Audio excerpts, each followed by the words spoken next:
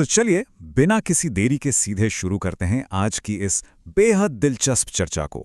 जरा कल्पना कीजिए, आधी रात का समय है, चारों ओर एक डरावना सुनसान शमशान है। सन्नाटा ऐसा कि पत्ता भी खड़के तो आवाज गूंज जाए। और इस भयानक माहौल में एक राजा बिना थके एक रहस्यमयी आत्मा का पीछा कर रहा है। जी हाँ, हम बात कर रहे हैं महान राजा विक्रमादित्य और उस पेड़ से उल्टे लटकने वाले बेताल की। राजा अपने लक्ष्य को लेकर एकदम दृढ़ हैं और बेताल उन्हें देखते ही जोर से हंस पड़ता है। असल में ये सिर्फ कोई पुरानी डरावनी कहानी नहीं है, ये लीडरशिप, हमारी बुद्धिमत्ता और मुश्किल फैसले लेने की क्षमता का एक बहुत ही गहरा विश्लेषण है।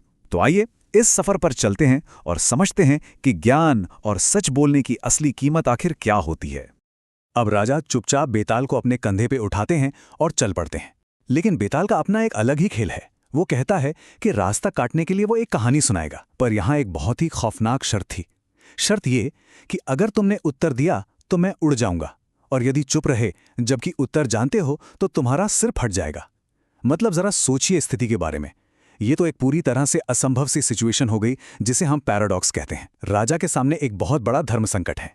अगर अकलमंदी दिखाते हुए सच बोला तो बेताल हाथ से निकल जाएगा, और अगर जानबूझकर खामोशी अपनाई तो सीधे जान से हाथ धोना पड़ेगा। ये शर्त बड़ी ही खूबसूरती से हमें बताती है कि कई बार जिंदगी में सच का रास्ता चुनने की कितनी भारी कीमत चुकानी पड़ती है।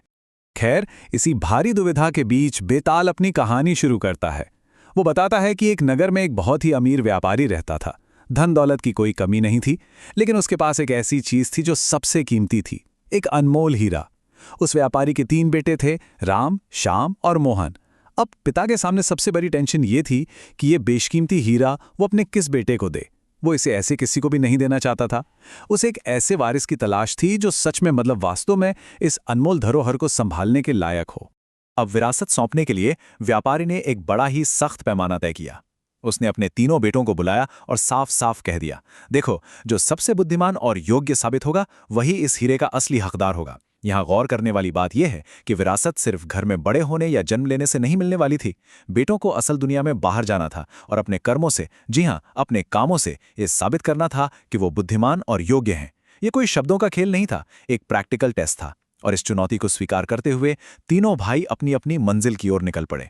अपनी काबिलियत साबित करने के लिए तीनों भाइयों ने समाज के 3 अलग-अलग लेकिन बहुत ही जरूरी पहलुओं को चुना। राम ने क्या किया? उसने परोपकार का रास्ता अपनाया, गरीबों की बहुत मदद की, खूब दान पुण्य किया। वहीं श्याम का पूरा फोकस इकोनॉमी पर था। उसने व्यापार में जबरदस्त सफलता हासिल की और खूब सारा धन कमाया। लेकिन मोहन ने एक बिल्कुल ही अलग रास्ता चुना, सुरक्षा और कानून व्यवस्था का। उसने एक बहुत ही खतरनाक चोर को पकड़ा, लोगों की जान बचाई और पूरे नगर में शांति स्थापित की।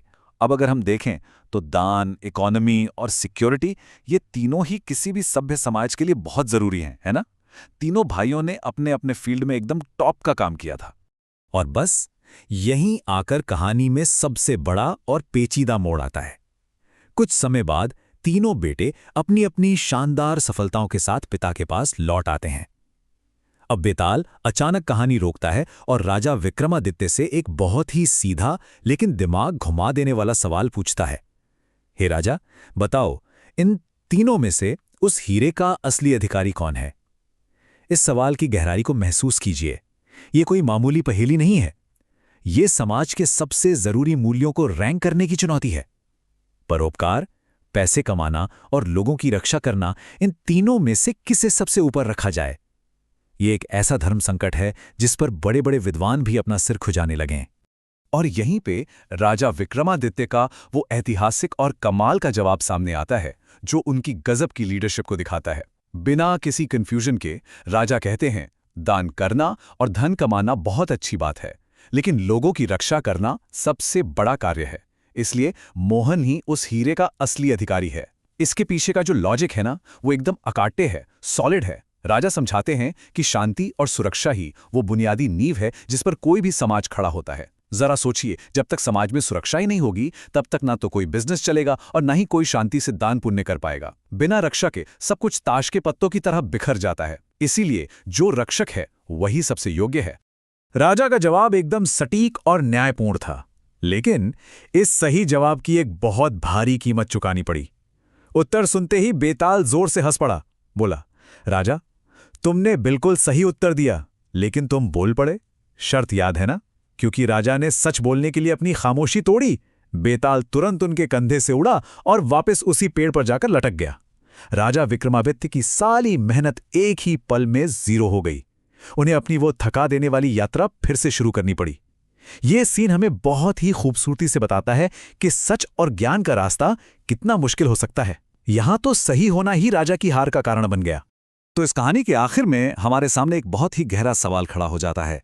राजा विक्रमादित्य अच्छी तरह जानते थे कि सच बोलने का नतीजा क्या होगा। उन्हें पता था कि बेताल उड़ जाएगा और उन्हें फिर से वो भयानक सफर तय करना पड़ेगा। फिर भी उन्होंने चुप रहकर आसान रास्ता चुनने के बजाय सत्य का भारी बोझ उठाना चुना। तो अब सोचने वाली बात यह है, क्या सच्चाई और न्याय के लिए बार बार बलिदान और संघर्ष के इस अंतहीन चक्र में फंसते जाना वाकई सही है? क्या सही रास्ते पर चलने का मतलब ही हमेशा सबसे कठिन रास्ता चुनना है? सदियों पुरानी इस कहानी का यह सवाल आज भी उतना ही प्रासंगिक है। इस विचारोत्तेजक सवाल पर जरूर मंथन कीजिएगा। आज की इस चर्चा में शामिल होने के लिए आपका बहुत बहुत धन्यवाद।